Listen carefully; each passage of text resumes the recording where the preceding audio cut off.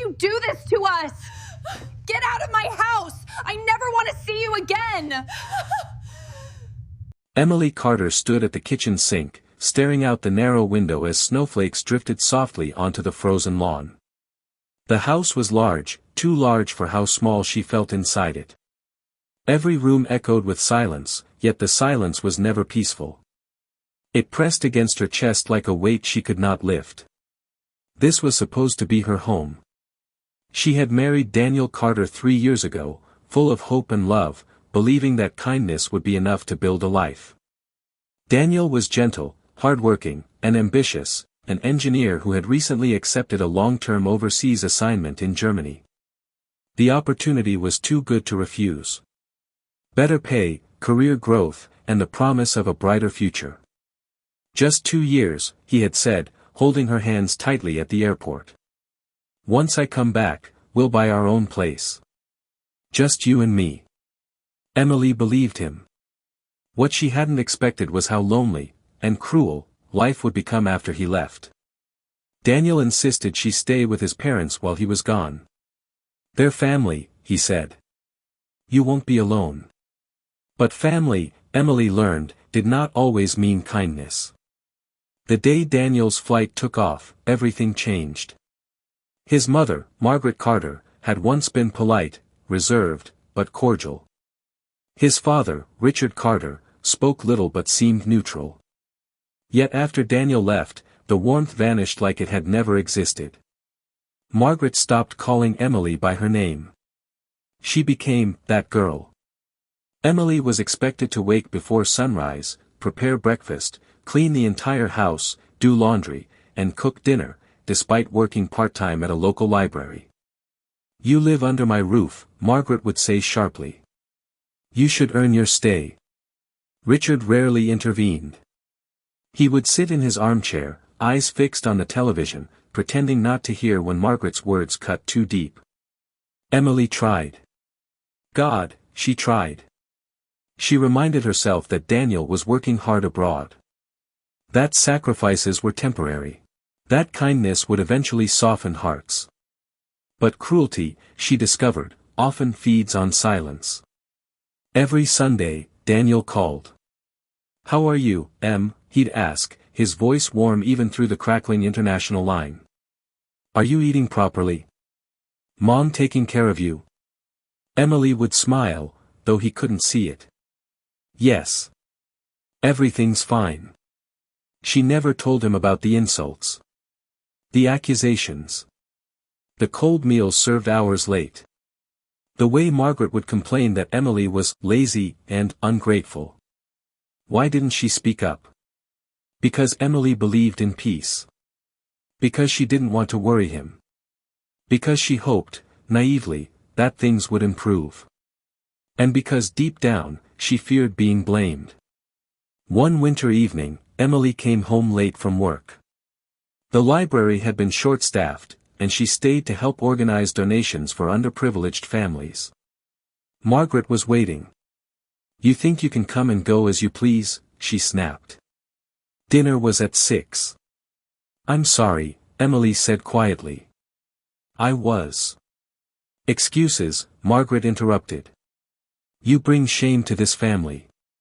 She pushed a cold plate of leftovers toward Emily. This is all you get.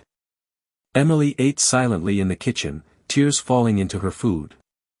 That night, she locked herself in the bathroom and cried so quietly that no one would hear. What kept Emily going were strangers. Mrs. Thompson, the elderly librarian, who noticed Emily's exhaustion and brought her homemade soup. A barista who wrote, "You matter," on her coffee cup. A little girl at the library who hugged her every afternoon. Kindness didn't erase the pain, but it reminded her she was still human. Still worthy. One afternoon, Emily overheard a phone call that shattered her. Margaret was speaking to Daniel. She barely does anything, Margaret complained. She's always tired, always complaining. Honestly, I don't know how you married her. Emily froze. Daniel's muffled voice came through the speaker. That doesn't sound like Emily, he said uncertainly. Margaret scoffed. Love makes you blind. Emily retreated to her room, shaking. For the first time, she realized the truth was being rewritten. Without her, weeks later, Emily fell ill. A high fever. Dizziness. Weakness. Margaret dismissed it. She's pretending. Emily collapsed in the laundry room. It was a neighbor, Mrs. Rodriguez, who found her and called an ambulance. At the hospital, the doctor frowned. "You've been severely malnourished," he said. "Stress like this can be dangerous." Emily stared at the ceiling, wondering how love had brought her here. Daniel came home early. The company project had wrapped sooner than expected. He decided to surprise Emily. He didn't announce his arrival. He wanted to see her smile. Instead, he walked into a house heavy with tension. Margaret looked startled. "Daniel? You weren't supposed to." "Where's Emily?" he asked. Margaret hesitated. "She's resting." Something felt wrong. Daniel visited the hospital that same evening. When he saw Emily, thin, pale, eyes hollow, his heart broke. "Emily," his voice cracked. Tears spilled as everything she had hidden came pouring out, not in anger, but exhaustion. Daniel listened.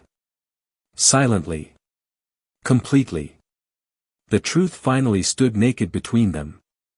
Daniel confronted his parents that night. There was no shouting, just controlled fury. "You lied to me," he said to Margaret. "You abused my wife." Margaret tried to deny it. Daniel held up hospital reports. Witness statements. Messages. "I choose my wife," he said firmly. "And I will not tolerate cruelty in the name of family." The next morning, Daniel packed their things. Emily hesitated. "But they're your parents." Daniel took her hands. "And you're my responsibility."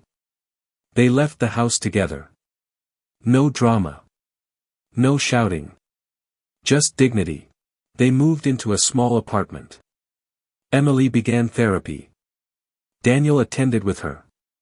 Some wounds didn't fade quickly, but they faded. Slowly. Daniel reduced contact with his parents. Margaret called repeatedly. Apologies came too late. Kindness, Emily learned, should never come at the cost of self-respect. Months later, Emily volunteered at a women's support center. She listened to stories like her own. And every time, she offered what she once needed most. Belief.